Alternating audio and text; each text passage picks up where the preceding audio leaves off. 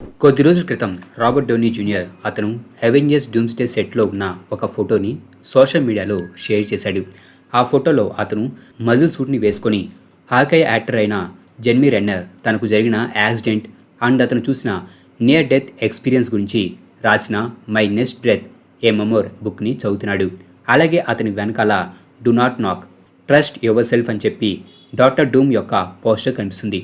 మనందరికీ తెలిసిందే ఈ మూవీలో ఆర్డీజే డాక్టర్ డూమ్గా కనిపించబోతున్నాడని. అండ్ ఇక్కడ ఆర్డీజే ఫేస్ మీద మోషన్ ట్రాకింగ్ డాట్స్ ఉన్నాయి.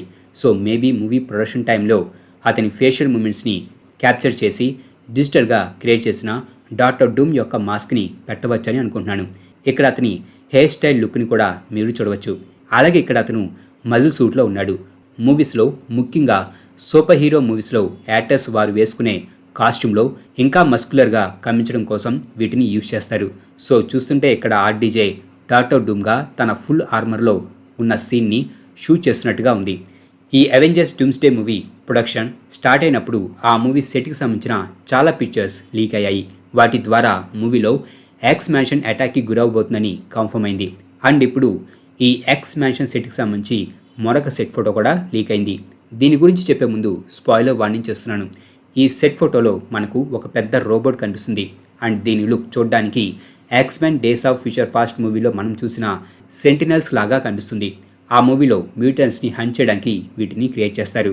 సో మేబీ ఎక్స్ మ్యాన్షన్ మీద అటాక్ చేసింది ఈ సెంటినల్స్ కావచ్చు. అయితే రిపోర్ట్స్ ప్రకారం రూసో బ్రదర్స్ అవెంజర్స్ వర్సెస్ ఎక్స్మెన్కి మధ్య జరగబోయే ఫైట్కి సంబంధించిన సీన్స్ని ప్రజెంట్ షూట్ చేస్తున్నారు. అండ్ ఈ మూవీలో మ్యాగ్నిటో కూడా ఉన్నాడు కాబట్టి ఇక్కడ కనిపిస్తున్న సెంటినల్స్ని అతను కంట్రోల్ చేస్తూ అవెంజర్స్తో ఫైట్ చేయడాన్ని మనకు చూపించవచ్చని అనుకుంటున్నాను. అలాగే Tom Holland Peter Parker Avengers Doomsday movie క్యాష్లో లేడు. అవెంజర్స్ డూమ్స్డే మూవీ ఈవెంట్స్ జరిగే టైంలోనే స్పైడర్-మ్యాన్ 4 మూవీ ఈవెంట్స్ కూడా జరుగుతుండడం వలన అతను ఈ డూమ్స్డే మూవీలో కనిపించబోవడం లేదు. అయితే రిపోర్ట్స్ ప్రకారం Marvel Studios Tom Holland Peter పార్కర్ని కూడా ఈ డూమ్స్డే మూవీలో చూపించడానికి ప్లాన్ చేస్తుంది. అండ్ సోనీ కూడా దీనిపై ఇంట్రెస్ట్గా ఉంది. టామ్ హాలండ్ అండ్ మార్వెల్ స్టూడియోస్కి మధ్య ఈ డీల్కి సంబంధించిన డిస్కషన్ జరుగుతుంది. పైగా టామ్ హాలండ్ రీసెంట్గా క్రిస్టోఫర్ నోలన్ తీస్తున్న ఆడిసీ మూవీకి గాను తనకు సంబంధించిన సీన్స్ అన్నిటినీ కంప్లీట్ చేశాడు. And spider-man 4 movie shooting start అవడానికి ఇంకా కొన్ని రోజులు ఉన్నాయి కాబట్టి ఈ గ్యాప్లో అతను ఈ డూమ్స్డే మూవీ షూటింగ్లో పాల్గొనడానికి ఛాన్స్ ఉంది. అలాగే స్పైడర్-మ్యాన్ బ్రాండ్ న్యూ డే మూవీకి సంబంధించి కూడా కొన్ని అప్డేట్స్ వచ్చాయి. రిపోర్ట్స్ ప్రకారం ఈ మూవీ షూటింగ్ ఇటలీతో పాటు యూకే అవుట్ సైడ్న కొన్ని లొకేషన్స్లో జరగబోతుంది. Even Avengers Doomsday movie shooting కూడా యూకేలోనే జరుగుతుంది. సో ఒకవేళ టామ్ హాలండ్ డూమ్స్డే మూవీలో కూడా నడిస్తే ఈ మూవీ షూటింగ్ కూడా యూకేలోనే కాబట్టి అప్పుడు అతనికి పెద్దగా ప్రాబ్లం ఉండకపోవచ్చు. అలాగే ఈ మూవీలో సేడీ సింగ్ కూడా నటించబోతుందని మనందరికీ తెలిసిందే. అయితే ఆమె ఏ క్యారెక్టర్లో కనిపించబోతుందనేది కన్ఫర్మ్ అవ్వలేదు. అయితే ఇప్పుడు ఈమె ఈ మూవీలో మేడే పాకర్ క్యారెక్టర్లో నటించబోతుందని ఒక రూమర్ వినిపిస్తుంది. కామిక్స్లో ఈ మేడే పాకర్ ఎవరో కాదు, పీటర్ పాకర్కి డాటర్. సో ఒకవేళ ఈమె మేడే పాకర్ అయితే ఈమెను టోబీ పీటర్ పాకర్కి డాటర్గా మనకు చూపించవచ్చు. అంతేకాదు ఈ మూవీ స్టోరీ ఈ 2 క్యారెక్టర్స్ మీద ఫోకస్ అయి ఉంటుంది. నెడ్ అండ్ ఎంజాలకు ఈ మూవీలో పెద్దగా రోల్ ఉండదట. అలాగే మేకర్స్ ఈ మూవీలో కనిపించబోయే విలన్ క్యారెక్టర్ కోసం ఒక ఏషియన్ యాక్టర్ని వెతుకుతుంది. అండ్ రీసెంట్గా వినిపిస్తున్న రూమర్స్ ప్రకారం ఈ మూవీలో మెయిన్ విలన్గా మిస్టర్ నెగిటివ్ కనిపించబోతున్నాడు. ఈ క్యారెక్టర్ మార్వెల్ కామిక్స్లో కనిపించిన మార్వెల్ స్పైడర్-మ్యాన్ వీడియో గేమ్ ద్వారా బాగా పాపులర్ అయింది. ఈవెన్ ది అమేజింగ్ స్పైడర్-మ్యాన్ కామిక్స్లో ఈ బ్రాండ్ న్యూ డే టైంలోనే ఈ మిస్టర్ నెగిటివ్ క్యారెక్టర్ పరిచయం అయింది. అండ్ రిపోర్ట్స్ ప్రకారం మార్వెల్ ఈ క్యారెక్టర్కి స్టీవెన్ ఎన్ని తీసుకోవడానికి కన్సిడర్ చేస్తుంది. ఈవెన్ అతను కూడా ఈ క్యారెక్టర్లో నటించడానికి ఇంట్రెస్ట్ చూపిస్తున్నాడు. థండర్బోల్ట్స్ మూవీలో మనం చూసిన సెంట్రీ క్యారెక్టర్కి ముందు తీసుకుంది ఇతన్నే. కాకపోతే షెడ్యూలింగ్ ఇష్యూస్ వలన అతను ఆ ప్రాజెక్ట్ నుంచి తప్పుకోవాల్సి వచ్చింది. Day devil Born again season 2కి సంబంధించి ఒక అప్డేట్ వచ్చింది. ఈ సిరీస్ 2nd సీజన్లో జెసికా జోన్స్ క్యారెక్టర్ కూడా కనిపించబోతుంది. ట్యూస్డే జరిగిన డిస్నీస్ అప్ ఫ్రంట్ ప్రెజెంటేషన్ ఈవెంట్లో ఆ క్యారెక్టర్లో నటించిన క్రిస్టన్ రిట్టర్ స్టేజ్ పైకి వచ్చి డే డెవిల్ సీజన్ 2 క్యాస్ట్లో ఆమె జాయిన్ అయినట్టుగా అనౌన్స్ చేసింది. ఆ సమయంలో ఆమెతో పాటు డే డెవిల్ యాక్టర్ అయిన చార్లీ కాక్స్ కూడా ఉన్నాడు. సీజన్ 1 ఎండ్ అయిన విధానం బట్టి ఈ 2nd సీజన్లో కొంతమంది హీరోస్ టీమప్ అవడాన్ని మనకు చూపించబోతున్నారు. మేబీ ఈ 2nd సీజన్లో జెసికా జోన్స్తో పాటు డిఫెండర్ సిరీస్లో కనిపించిన కొంతమంది హీరోస్ అండ్ ఎంసీయూకి చెందిన కొంతమంది హీరోస్ తిరిగి వచ్చి డేర్ డెవిల్తో కలిసి టీమప్ అయిన ఒక న్యూ డిఫెండర్స్ టీమ్ని మనకు ఈ సెకండ్ సీజన్లో చూపించవచ్చని అనుకుంటున్నాను. అలాగే మార్వెల్ సినిమాటిక్ యూనివర్స్ నుంచి ఫ్యూచర్లో రాబోతున్న ఎక్స్‌మెన్ మూవీకి సంబంధించి ఒక అప్డేట్ వచ్చింది.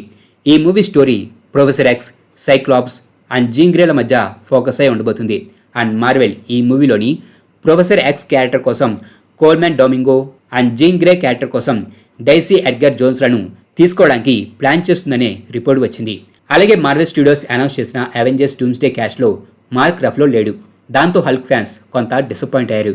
అయితే రీసెంట్గా industry insider and my cosmic సర్కస్కి రైటర్ అయిన అలెక్స్ పెరెస్ చెబుతున్న దాన్ని బట్టి హల్క్ రాబోయే 2 అవెంజర్స్ మూవీస్లో కూడా కనిపించబోతున్నాడు. అయితే ఇది అతను చెబుతుంది. మార్వెల్ నుంచి దీనిపై ఎలాంటి కన్ఫర్మేషన్ రాలేదు. అలాగే క్రిస్టోఫర్ నోలన్ ప్రజెంట్ తీస్తున్న ది ఆడిసీ మూవీతో హిస్టరీని క్రియేట్ చేయబోతున్నాడు. ఈ మూవీ మొత్తాన్ని 100% ఐమాక్స్ కెమెరాస్ని ఉపయోగించి షూట్ చేస్తున్నారు. గతంలో కూడా నోలాన్ ఐమాక్స్ ఫార్మాట్స్తో రికార్డ్స్ని క్రియేట్ చేశాడు.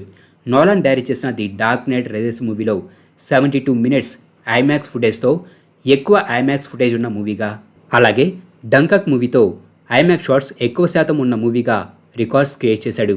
డంకక్ మూవీలో 75% ఐమాక్స్ షాట్స్ ఉన్నాయి. అండ్ ఇప్పుడు అతను తీస్తున్న ది ఆడిసీ మూవీ మొత్తం 100% ఐమాక్స్ షాట్స్తో ఉండబోతుంది. అలాగే 2019లో రిలీజ్ అయిన ర్యాంబో ది లాస్ట్ బ్లడ్ మూవీతో ఆ ఫ్రాంచైజీని ఎండ్ చేశారు. వరల్డ్ వైడ్గా బాగా పాపులర్ అయిన అండ్ ఐకానిక్ క్యారెక్టర్స్లలో ర్యాంబో క్యారెక్టర్ కూడా ఒకటి. రాకీ మూవీ ద్వారా అప్పటికే స్టార్ అయిన సిల్వెస్టర్ స్టాలోన్ ఈ మూవీ ద్వారా యాక్షన్ ఐకానిక్గా మారాడు. అండ్ ఇప్పుడు 1982లో వచ్చిన మొదటి ర్యాంబో మూవీ అయిన ఫస్ట్ బ్లడ్ మూవీకి ప్రీక్వెల్ మూవీ రాబోతుంది. ఈ మూవీలో మనకు వియత్నాం వార్ సమయంలో యంగ్ జాన్ ర్యాంబో యొక్క ఆరిజిన్ స్టోరీని చూపించబోతున్నారు. మూవీ నేమ్ వచ్చేసి జాన్ ర్యాంబో. ఈ మూవీ ప్రజెంట్ ప్రీ ప్రొడక్షన్లో ఉంది. మూవీ క్యాస్ట్ ఇంకా కన్ఫర్మ్ అవ్వలేదు. అయితే ఈ మూవీని సిసు మూవీని డైరెక్ట్ చేసిన జల్మరీ హెలాండర్ డైరెక్ట్ చేయబోతున్నాడు. సిసు మూవీ చాలా బాగుంటుంది. అది కూడా ర్యాంబో స్టైల్లోనే ఉంటుంది. సో అతను ఈ మూవీని డైరెక్ట్ చేస్తుండడం నిజంగానే great news. Black Adam movie writers అయిన రోరీ హైనెస్ అండ్ సోహ్రాబ్ నోషిర్వానీలు ఈ ఆరిజిన్ స్టోరీకి కథను అందిస్తున్నారు. అలాగే గేమ్ ఆఫ్ థ్రోన్స్ ఫ్రాంచైజ్ నుంచి ఏ నైట్ ఆఫ్ ది 7 కింగ్డమ్స్ అనే మరొక స్పిన్ ఆఫ్ సిరీస్ రాబోతుంది. ఈ సిరీస్ని ముందుగా ఈ ఇయర్ రిలీజ్ చేయడానికి ప్లాన్ చేశారు. అయితే ఇప్పుడు నెక్స్ట్ ఇయర్కి ఈ సిరీస్ని పోస్ట్పోన్ చేశారు. గేమ్ ఆఫ్ థ్రోన్స్ ఈవెంట్స్కి 100 ఇయర్స్కి ముందు జరిగే స్టోరీని మనకు ఈ సిరీస్లో చూపించబోతున్నారు. ఈ సిరీస్లో మొత్తం 6 ఎపిసోడ్స్ ఉండబోతున్నాయి.